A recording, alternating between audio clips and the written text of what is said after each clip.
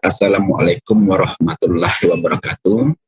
Perkenalkan, saya Dedeng Zawawi, pengasuh mata kuliah Pendidikan Pancasila. Pada tahap ini, mahasiswa diberikan tugas untuk membahas dan meresensi mengenai bab-bab di buku Pendidikan Pancasila yang terdiri dari pembahasan mengenai Pancasila dalam konteks sejarah perjuangan bangsa Indonesia, Pancasila dan dasar negara, Pancasila dalam konteks ketatanegaraan Republik Indonesia, Pancasila dalam sistem filsafat, Pancasila dan etika politik, Pancasila dan ideologi nasional, Pancasila sebagai paradigma pembangunan nasional dan politik, Pancasila sebagai paradigma hidup bermasyarakat, berbangsa, dan bernegara, dan Pancasila sebagai dasar nilai pengembangan ilmu. Tugas ini diberikan kepada mahasiswa sebagai komponen penilaian dalam satu semester. Saya kira demikian pengantar dari saya. Terima kasih. Wassalamualaikum warahmatullahi wabarakatuh.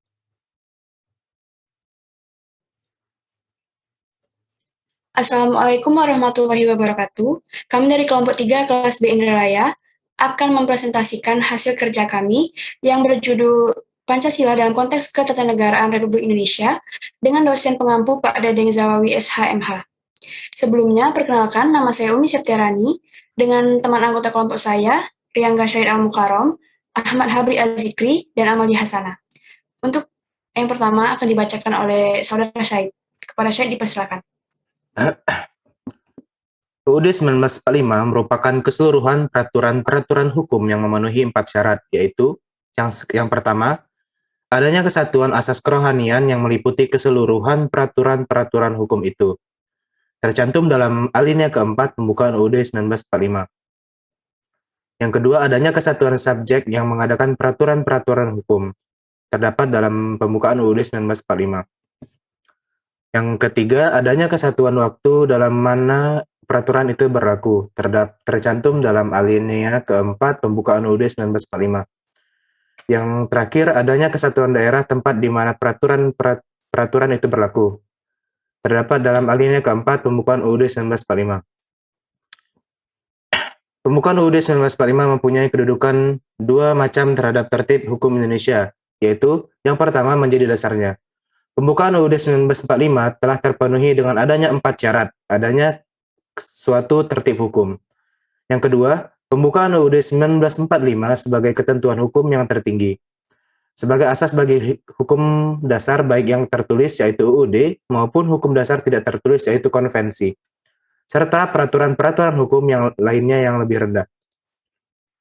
Pembukaan UUD 1945 sebagai pokok kaidah negara fundamental. Menurut ilmu hukum, tata negara memiliki beberapa unsur mutlak antara lain, yang pertama, dari segi terjadinya. Ditentukan oleh pembentuk negara untuk menjadikan hal-hal tertentu sebagai dasar-dasar negara yang dibentuknya. Dan dari segi isinya, pembukaan UUD 1945 memuat dasar-dasar pokok negara, yaitu yang pertama, dasar tujuan negara. Dasar tujuan negara terdiri atas tujuan khusus maupun tujuan umum. Tujuan khusus meliputi tujuan nasional bangsa Indonesia untuk mewujudkan masyarakat Indonesia yang sejahtera dan cerdas, sehingga nantinya tercipta suatu masyarakat yang adil dan makmur. Dan tujuan umum berkaitan dengan hubungan bangsa Indonesia dengan bangsa lain dalam pergaulan masyarakat internasional. Dasar-dasar pokok yang kedua yaitu ketentuan diadakannya Undang-Undang Dasar Negara. Pernyataan ini tersimpul dalam kalimat, maka disusunlah kemerdekaan kebangsaan Indonesia itu dalam suatu Undang-Undang Dasar Negara Indonesia. Yang ketiga yaitu bentuk negara. Pernyataan ini tercantum dalam kalimat yang terbentuk dalam suatu susunan negara Republik Indonesia yang berkedaulatan rakyat. Dan yang terakhir, dasar filsafat negara yaitu asas kerohanian negara terdapat dalam kalimat dengan berdasar kepada ketuhanan yang Maha Esa, kemanusiaan yang adil dan beradab, persatuan Indonesia dan kerakyatan yang dipimpin oleh hikmat kebijaksanaan dalam permusyawaratan atau perwakilan, serta dengan mewujudkan suatu keadilan sosial bagi seluruh rakyat Indonesia.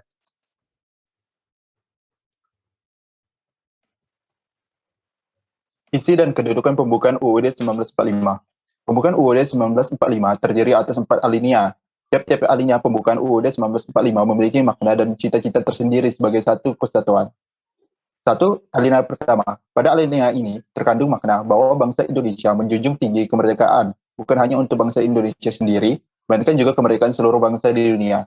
Dari alinea ini juga terlihat bahwa walaupun Indonesia baru memproklamasikan kemerdekaannya, tetapi Indonesia telah mengakui adanya HAM yang dimiliki oleh seluruh bangsa di dunia, bahkan sebelum Universal Declaration of Human Rights pada 10 Desember 1948. Kedua, alinea kedua. Pada alinea ini menunjukkan bahwa perjuangan yang telah lama dilakukan oleh rakyat Indonesia melawan penjajahan telah berhasil sehingga bangsa Indonesia dapat menyatakan kemerdekaannya. Dengan kemerdekaan tersebut, maka bangsa Indonesia dapat menentukan kedaulatannya sendiri dan sekaligus menunjukkan persatuan menuju masyarakat yang hidup dalam keadilan dan kemakmuran. Alinea ketiga, pada alinea ini menunjukkan bahwa walaupun bangsa Indonesia telah berjuang keras dan lama untuk memperoleh kemerdekaan, namun kemerdekaan tersebut juga merupakan anugerah dari Tuhan Yang Maha Esa. Di sini menunjukkan bahwasanya bangsa Indonesia merupakan bangsa yang religius.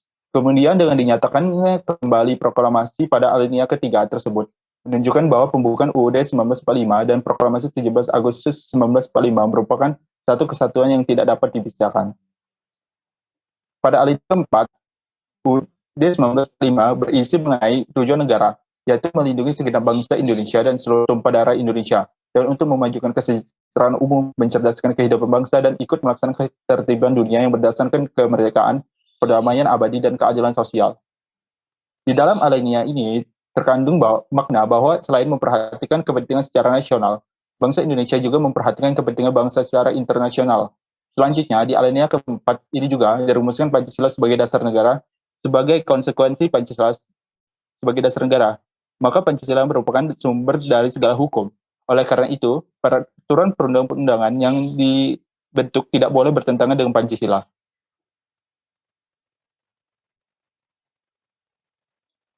Kedudukan pembukaan UUD 1945 dalam sistem ketatanegaraan Indonesia, yaitu satu, sebagai pernyataan kemerdekaan yang terinci memberikan makna yang lengkap terhadap proklamasi 17 Agustus 1945, karena realisasi dari pernyataan maupun tindakan proklamasi tersebut dirinci secara lengkap dalam pembukaan UUD 1945. Dua, yaitu sebagai dasar dan suasana bagi kehidupan negara dan tertib hukum Indonesia. Secara sistematis, isi pembukaan UUD 1945 yang merupakan suatu kesatuan yang bertingkat dan berfungsi sebagai dasar rangka dan suasana bagi negara dan tertib hukum Indonesia adalah antara lain: 1. Pancasila sebagaimana termuat dalam UUD 1945 yang berkedudukan sebagai pandangan hidup bangsa, merupakan dasar filsafat atas kerohanian dan dasar bagi berdirinya negara Indonesia sebagai dasar.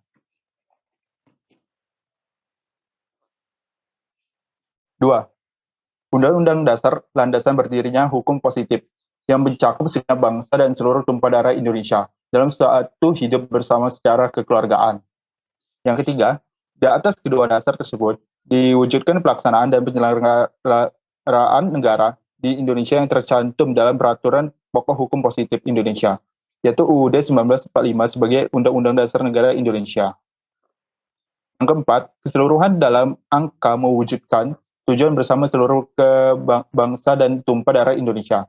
Dengan demikian, seluruhnya merupakan suatu kesatuan yang bertingkat dan seluruh kehidupan bangsa serta negara beserta seluruh sistem hukumnya secara keseluruhan terdiri dari atas dan diliputi oleh asas kerohanian Pancasila yang termuat dalam pembukaan UUD 1945 atau sebagai suasana. Dan yang terakhir, di atas negara tersebut berdiri negara Indonesia dengan asas politik negara yang berbentuk republik dan berkedaulatan rakyat.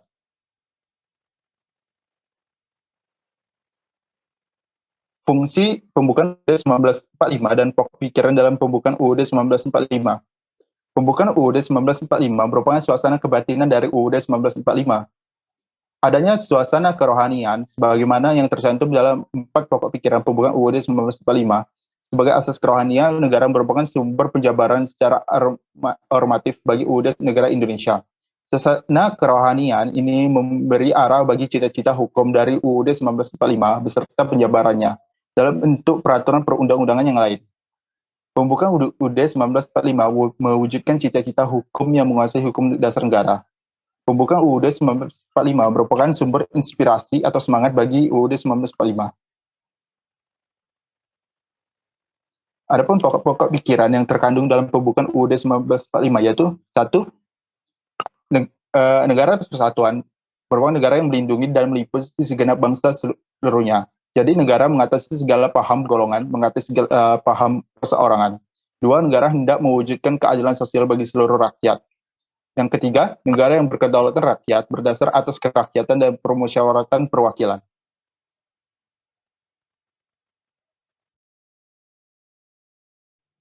Yang selanjutnya ada hubungan antara pembukaan UUD 1945 dengan pasal-pasal UUD 1945. Pembukaan UUD 1945 dengan pasal-pasal UUD 1945 merupakan satu kesatuan yang utuh dan tidak dapat dipisah-pisahkan. Pembukaan UUD 1945 mempunyai hubungan langsung dengan pasal-pasal UUD 1945. Karena pokok pikiran yang dijelmakan dalam pasal-pasal UUD 1945 terdapat dalam pembukaan UUD 1945. Semangat dari UUD 1945 serta yang disemangati yaitu pasal-pasal UUD 1945 pada hakikatnya satu rangkaian kesatuan yang bersifat kausal organis. Ketentuan serta semangat yang demikian harus diketahui dan dipahami serta dihayati oleh segenap bangsa Indonesia yang mencintai negaranya. Rangkaian isi, arti, dan makna yang terkandung dalam pembukaan UUD 1945 melukiskan adanya rangkaian peristiwa dan keadaan yang berkaitan dengan berdirinya negara Indonesia melalui pernyataan kemerdekaan kebangsaan Indonesia. Adapun rangkaian makna yang terkandung dalam pembukaan UUD 1945 adalah yang pertama, rangkaian peristiwa yang mendahului terbentuknya negara yang merupakan rumusan dasar-dasar pemikiran yang menjadi latar belakang pendorong bagi kemerdekaan kebangsaan Indonesia dalam mewujud terbentuknya negara Indonesia, itu tercantum pada alinea 1, 2, dan 3 pembukaan. Yang kedua, yang merupakan ekspresi dari peristiwa dan keadaan setelah negara Indonesia terwujud pada alinea keempat pembukaan. Perbedaan pengertian serta pemisahan antara kedua macam peristiwa tersebut ditandai oleh pengertian yang terkandung dalam anak kalimat yaitu kemudian daripada itu. Pada bagian keempat pembukaan UUD 1945, sehingga dapatlah ditemukan sifat hubungan antara masing-masing bagian. Yang kedua, hubungan antara pembukaan UUD 1945 dengan pasal-pasal UUD 1945 itu lanjutannya adalah bagian pertama, kedua, dan ketiga, pembukaan UUD 1945 merupakan segolongan pernyataan yang tidak mempunyai hubungan kausal organis dengan batang tubuh UUD 1945. Yang kedua, bagian keempat pembukaan UUD 1945 mempunyai hubungan yang kausal organis dengan batang tubuh UUD 1945 yang mencakup beberapa segi, yaitu Undang-Undang Dasar ditentukan akan ada.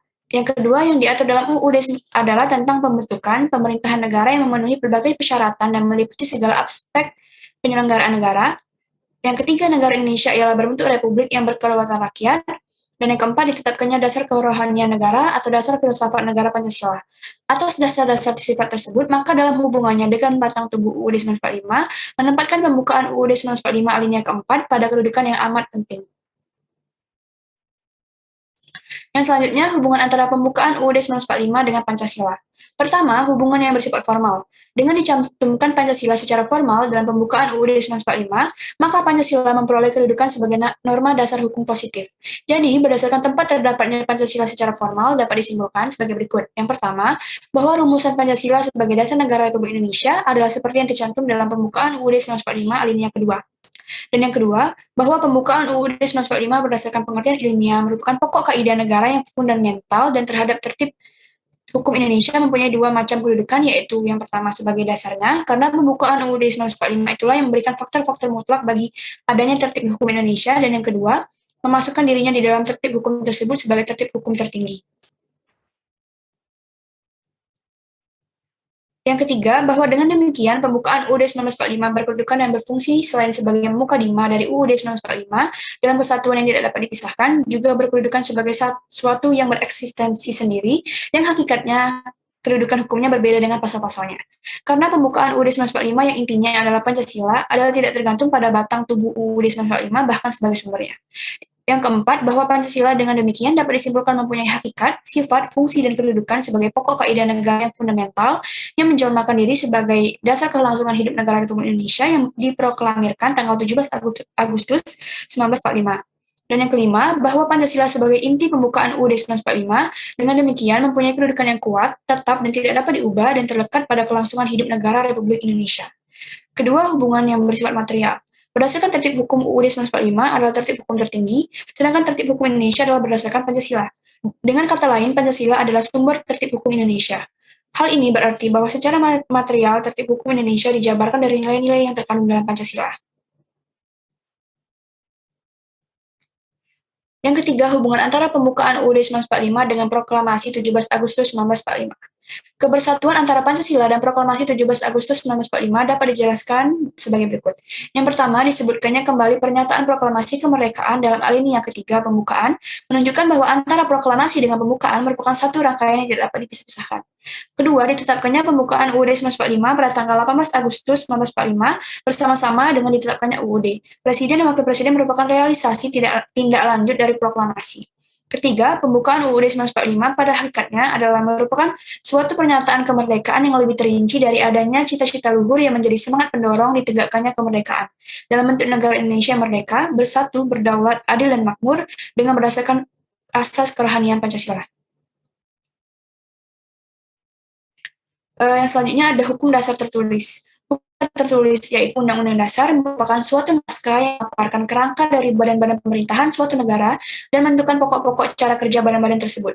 Sifat-sifat dari Undang-Undang Dasar 1945 adalah, yang pertama, oleh karena sifatnya tertulis maka rumusannya jelas, merupakan suatu hukum positif yang mengikat pemerintah sebagai penyelenggara negara maupun mengikat warga negara.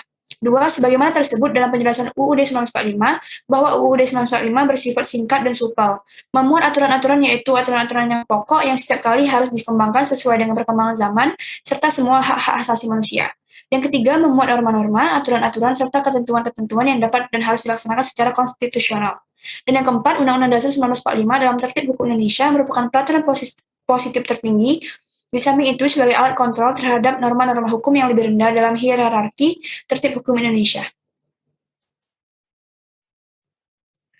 Yang kedua, ada hukum dasar tidak tertulis atau konveksi, yaitu hukum yang timbul dan terpelihara dalam praktek penyelenggaraan negara secara tidak tertulis.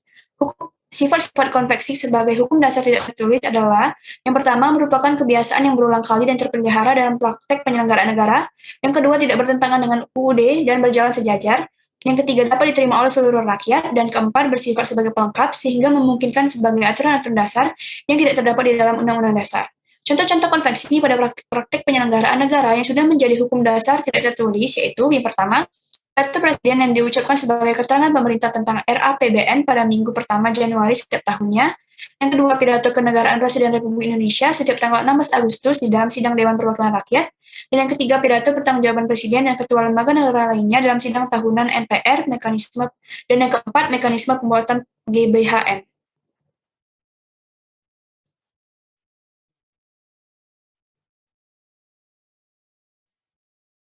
Selanjutnya, kegiatan atau struktur pemerintah Indonesia berdasarkan Undang-Undang 1945, yaitu satu, sistem pemerintahan negara menurut Undang-Undang 1945 hasil amandemen.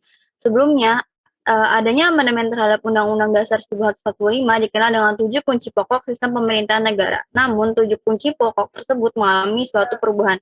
Yang A, yaitu Indonesia ialah negara yang berdasar pada hukum atau research, yaitu negara Indonesia berdasar atas hukum, tidak berdasarkan kekuasaan belaka. Dengan demikian, maka kepastian hukum dapat dirasakan oleh seluruh warga negara. HAM baik secara perseorangan maupun kolektif dijamin oleh negara. Nah, yang B yaitu sistem konstitusional. Sistem konstitusional adalah pemerintahan yang berdasar atas sistem konstitusi atau hukum dasar, tidak bersifat absolut atau kekuasaan yang tidak terbatas. Dengan ketentuan ini, pemerintahan dibatasi oleh ketentuan-ketentuan yang termuat dalam konstitusi. Suatu konstitusi atau sistem konstitusional menjadi fondasi negara yang mengatur pemerintahannya. Menspesifikasi kekuasaannya, dan memimpin tindakan-tindakannya. Yang C, kekuasaan negara yang tertinggi di tangan rakyat. Pada pasal 1 ayat 2 Undang-Undang 1145 mengatur kedaulatan berada di tangan rakyat dan dilaksanakan menurut Undang-Undang Dasar. Badan yang diberi kewenangan untuk melaksanakan kedaulatan ini adalah MPR, yang merupakan penjelmaan dari seluruh rakyat Indonesia. Majelis ini bertugas untuk menetapkan undang-undang, serta melantik dan memperhatikan presiden dan wakil presiden. Yang D, presiden ialah penyelenggaraan pemerintah negara yang tertinggi di bawah majelis. Berdasarkan Undang-Undang 1945, hasil amandemen 2002, pemerintahan penyelenggara pemerintah tertinggi di samping MPR dan DPR, karena presiden dipilih langsung oleh rakyat, menurut Undang-Undang 1945 pasal 6A ayat 1. Jadi, menurut Undang-Undang, presiden tidak lagi merupakan mandataris MPR, melainkan dipilih oleh rakyat. Yang E itu, presiden tidak bertanggung jawab kepada DPR. Undang-Undang 1945 telah mengatur kerjasama antara presiden dan DPR, yang diantara lainnya itu dalam membentuk undang-undang dan menetapkan anggaran serta belanja negara, pengangkatan duta dan konsul, penganugerahan gelar dan tanda jasa, pemberian amnesti dan abolisi dan lain-lain. Dalam hal tersebut, presiden harus mendapatkan persetujuan dari DPR. Oleh karena itu, presiden dan DPR harus bekerja sama. Tetapi tidak dalam artian presiden bertanggung jawab kepada DPR, karena kedudukan presiden tidak tergantung kepada DPR. Yang F, Menteri Negara ialah pembantu presiden dan Menteri Negara tidak bertanggung jawab kepada Dewan Perwakilan Rakyat. Pasal 17 Undang-Undang 1945 menyatakan bahwa presiden dibantu oleh menteri-menteri negara. Presiden mengangkat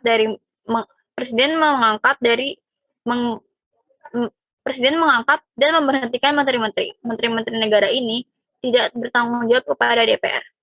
Selanjutnya,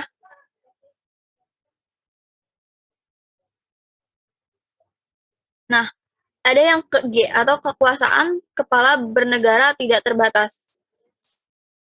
Penjelasan Undang-Undang 1945 menyatakan bahwa meskipun kepala negara tidak bertanggung jawab kepada DPR, ia bukan diktator. Artinya, kekuasaan tidak tak terbatas.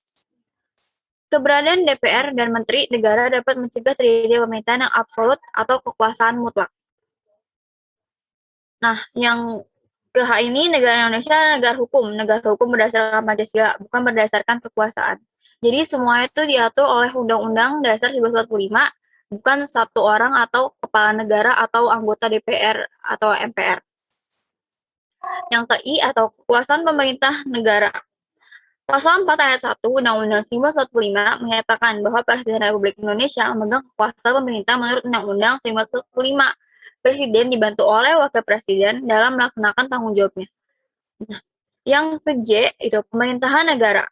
Pemerintahan daerah. Pemerintahan daerah diatur oleh pasal 18 Undang-Undang 1945. Pasal 18 ayat 1 menjelaskan bahwa negara Republik Indonesia dibagi atas daerah-daerah provinsi, kabupaten, dan kota. Ini mempunyai pemerintahan daerah yang diatur dengan undang-undang. Pasal 18 ayat 2 mengatur otonomi daerah, otonomi pemerintahan daerah. Di dalam ayat tersebut dinyatakan bahwa pemerintahan daerah, provinsi, kabupaten, dan kota mengatur dan mengurus sendiri urusan pemerintahan menurut asas otonomi dan tugas pembangunan. Atau pengadaan otonomi sama artinya mengatur rumah tangga sendiri. Yang K, pemilihan umum. Nah, Undang-Undang hasil amandemen tahun 2002 dalam pasal 22E ayat 1 secara eksplisit mengatur tentang pemilihan umum. Dilakukan secara langsung, umum, bebas, rahasia, jujur, dan adil atau luber jurdil setiap 5 tahun sekali. Pemilihan umum diselenggarakan untuk memilih anggota DPR, DPD, Presiden, dan Wakil Presiden, dan juga DPRD. Yang I atau wilayah negara. Pasal 25A Undang-Undang 1945 hasil amandemen 2002 memuat ketentuan bahwa Negara Kesatuan Republik Indonesia adalah sebuah negara kepulauan yang berdirikan Nusantara dengan wilayah yang batas-batasan dan hak-haknya yang ditetapkan dengan undang-undang. Dan yang terakhir yaitu undang-undang. Nah, untuk pasal-pasal ini itu terdiri dari pasal 28A sampai 28J Undang-Undang 1945 yang mengatur tentang hak asasi manusia. Selanjutnya, berikut adalah tata negara lembaga kenegaraan. Nah, lembaga-lembaga dalam sistem kenegaraan menurut Undang-Undang Negara Republik Indonesia tahun 1945. Dilihat di sini bahwa Undang-Undang 1945 itu hukum tertinggi, di mana di bawahnya itu ada MPR, DPR, dan Presiden. Sebagai lembaga legislatif, MA dan MK sebagai lembaga yudikatif,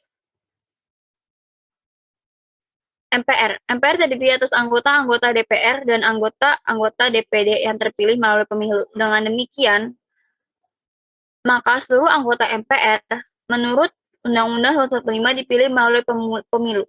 MPR sebagai pemegang kekuasaan tinggi sebagai wakil rakyat sesuai dengan Undang-Undang 1945 di samping DPR dan Presiden. Hal ini berdasarkan ketentuan UUD 1945 bahwa baik Presiden maupun MPR dipilih langsung oleh rakyat. DPR. Hal-hal mengenai DPR diatur pada pasal 19, 20, 20A, 21, 22B, 22C, dan dalam pasal-pasal yang berkaitan dengan kerjasama dengan Presiden. Anggota DPR seluruhnya merangkap anggota MPR. MPR memiliki fungsi legislatif, fungsi anggaran, dan fungsi pengawasan. DPR mempunyai hak interpretasi, hak angket, dan hak menyatakan pendapat. Setiap anggota DPR mempunyai hak mengajukan pertanyaan, menyampaikan usul, dan berpendapat, serta hak imunitas. Yang sebelah kiri ada Presiden. Presiden Republik Indonesia memegang kekuasaan pemerintahan menurut undang-undang. Sebagai sesama lembaga dan sesama anggota badan legislatif, maka DPR dan Presiden bersama-sama mempunyai tugas antara lain membuat undang-undang yang berasal dari pasal 1, pasal 5 ayat 1, 2, yaitu tadi yang sebelah kanan yaitu DPD atau Dewan Perwakilan Daerah. DPD diatur dalam pasal 22C dan pasal 22D. DPD dapat mengajukan kepada DPR rancangan undang-undang yang berkaitan dengan otonomi daerah, hubungan pusat dan daerah, pembentukan dan pemekaraan serta penggabungan daerah, pengelolaan sumber daya alam dan sumber daya ekonomi lainnya, serta berkaitan dengan perimbangan keuangan pusat dan daerah. DPD ikut membahas RUU yang berkaitan dengan otonomi daerah, hubungan pusat dan daerah, pembentukan, pemekaran, dan yang lain-lain yang telah disebutkan oleh saya sebelumnya. DPD dapat melakukan pengawasan dan pelaksanaan undang-undang mengenai otonomi daerah, pembentukan, pemekaran, penggabungan daerah, hubungan pusat dan daerah, pengelolaan sumber daya alam, sumber daya ekonomi lainnya, pelaksanaan anggaran pendapatan belanja, pajak, pendidikan, dan agama, serta menyampaikan hasil pengawasan itu kepada DPR sebagai bahan pertimbangan untuk ditindaklanjuti. Nah, yang yaitu Badan Pemeriksa Keuangan atau BPK yang ada di sebelah kiri, yang mana BPK bertugas untuk memeriksa pengelolaan dan bertanggung jawab tentang keuangan negara. Hasil pemeriksaan keuangan negara itu diserahkan kepada DPR, DPD, dan DPRD sesuai dengan kewenangannya. Yang F ada Mahkamah Agung. Kita kembali ke bagian kanan paling kanan, yaitu MA. Mahkamah Agung adalah badan peradilan yang berada di bawah memegang kekuasaan kehakiman, terlepas dari pengaruh semua lembaga negara. Mahkamah Agung berwenang mengadili pada tingkat kasasi, menguji peraturan perundang-undangan di bawah undang-undang terhadap undang-undang, dan mempunyai wewenang lainnya yang diberikan oleh undang-undang. Dan sebelahnya itu ada MK, yaitu Mahkamah Konstitusi, yang mana Mahkamah Konstitusi ini berwenang mengadili pada tingkat pertama dan terakhir dengan keputusan bersifat final, menguji undang-undang terhadap undang-undang dasar, memutuskan sengketa, kewenangan negara, dan kewenangan yang diberikan oleh undang-undang, memutus pembubaran partai politik, dan memutus perselisihan tentang hasil pemilu.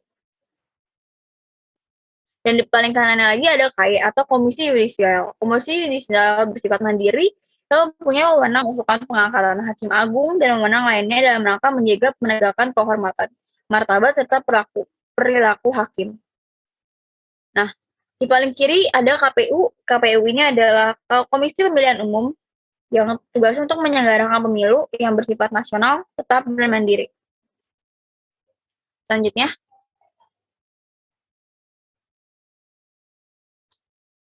Nah, selanjutnya ada hak asasi manusia menurut Undang-Undang Dasar 1945, yang mana Hak asasi manusia ini sebenarnya dapat dibesarkan dengan pandangan filosofi tentang manusia yang melatar belakanginya.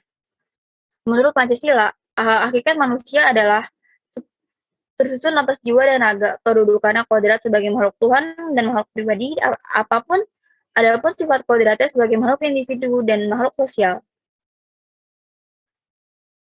HAM merupakan hak asasi dasar yang secara kodrat melekat pada diri manusia yang bersifat universal dan langgeng. Oleh karena itu, HAM harus dilindungi, dihormati, dipertahankan, dan tidak boleh diabaikan, dikurangi, atau dirampas oleh siapapun. HAM adalah seperangkat hak yang melekat pada hakikat dan keberadaan manusia sebagai makhluk Tuhan yang Maha Esa, dan merupakan anugerahnya yang wajib dihormati, dijunjung tinggi, dan dilindungi oleh negara, hukum, pemerintah, dan setiap orang demi kehormatannya, serta pemenuhan harkat dan martabat manusianya. Nah, maka oleh karena itu, hak asasi manusia ini diatur dalam Undang-Undang pada pasal 28A hingga 28J yang isinya sebagai berikut, yaitu 28A itu hak untuk hidup dan mempertahankan hidup dan kehidupannya. Yang pasal 28B itu hak untuk membentuk keluarga, melalui keturunan, melalui perkawinan yang sah. Yang ke-28B ayat 2 yaitu hak anak untuk kelangsungan hidup, tumbuh, dan berkembang, serta hak atas perlindungan dari kekerasan dan diskriminasi. 28, pasal 28C itu ayat satunya hak untuk mengembangkan diri melalui pemenuhan kebutuhan dasarnya, hak untuk mendapatkan pendidikan, memperoleh manfaat dari ilmu pengetahuan, teknologi, seni, dan budaya. Yang ayat 2-nya itu hak untuk mengajukan diri dalam memperjuangkan haknya secara kolektif. Pasal 28D. Pasal 28D ayat 1 berisi tentang hak atas pengakuan, jaminan perlindungan, dan kepastian hukum yang adil dan perlakuan yang sama di depan hukum. Hak untuk bekerja, mendapatkan imbalan, serta serta perlakuan yang adil dan layak dalam hubungan kerja. Yang ayat ketiganya itu berisi hak untuk memperoleh kesempatan yang sama dalam pemerintahan, dan yang ayat keempatnya itu hak atas status kewarganegaraan. Selanjutnya,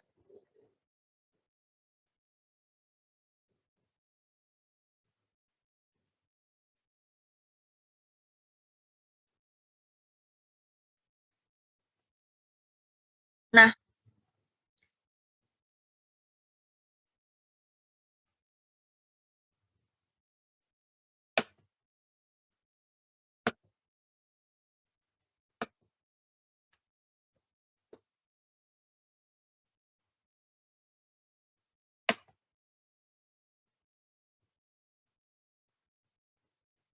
ya selanjutnya boleh.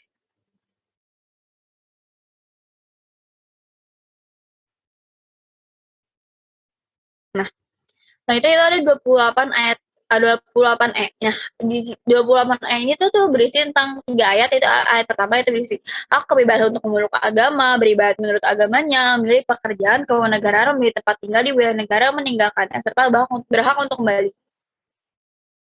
Yang kedua itu tentang hak kebebasan untuk meyakini kepercayaan, menyatakan pikiran dan sikap sesuai hati nuraninya. Dan yang ketiga 28E. 28E ini tuh ada 3 ayat. Yang ayat pertama itu hak kebebasan untuk memeluk agama dan beribadat menurut agamanya, memilih pekerjaannya, kewarganegaraan, memilih tempat tinggal di wilayah negara, dan meninggalkannya, serta berhak untuk kembali. Nah, ayat keduanya itu hak kebebasan untuk meyakini kepercayaan, menyatakan pikiran, dan sikap sesuai hati nuraninya. Yang ketiga yaitu hak kebebasan untuk berserikat, berkumpul, dan mengeluarkan pendapat. Nah, pada pasal 28F hanya ada satu ayat, yaitu ayatnya berisi hak untuk berkomunikasi dan memperoleh informasi. Pada pasal 28G terdapat 2 ayat, yang mana ayat pertama berisi tentang hak atas perlindungan diri, pribadi, keluarga, kehormatan, martabat, dan harta benda, hak atas rasa aman dan perlindungan dari ancaman ketakutan untuk berbuat atau tidak berbuat sesuatu yang merupakan hak asasi manusia. Yang kedua itu hak untuk bebas dari penyiksaan dan perlakuan yang merendahkan derajat martabat manusia. Lanjutnya,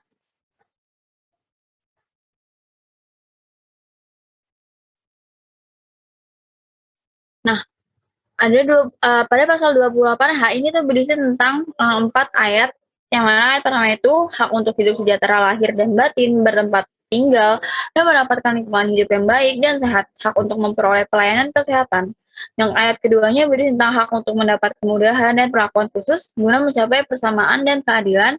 Yang ketiga itu hak atas jaminan sosial. Yang keempat itu hak atas memiliki pribadi yang tidak boleh diambil alih sewenang-wenang oleh siapapun. Nah, pada pasal 28I yaitu ada 3 pasal. Yang pasal pertama berisi tentang hak untuk tidak dituntut atas dasar kemanusiaan yang berlaku surut. Yang kedua itu hak untuk bebas dari perlakuan diskriminasi atas dasar apapun dan berhak mendapat perlindungan dari perlakuan diskriminatif tersebut. Dan yang ketiga itu hak atas identitas budaya dan hak masyarakat tradisional. Nah, pada pasal 28J ini tentang satu, setiap orang wajib menghormati hak asasi manusia orang lain dalam tertib kehidupan bermasyarakat, berbangsa, dan bernegara. Yang kedua itu dalam menjalankan dan melindungi hak asasi dan kebebasannya, setiap orang wajib tunduk kepada pembatasan yang ditetapkan dengan undang-undang dengan maksud semata-mata untuk menjamin pengakuan serta penghormatan atas hak dan kebebasan orang lain, dan untuk memenuhi ketuntutan yang adil sesuai dengan pertimbangan moral, nilai-nilai agama, keamanan, dan ketertiban hukum.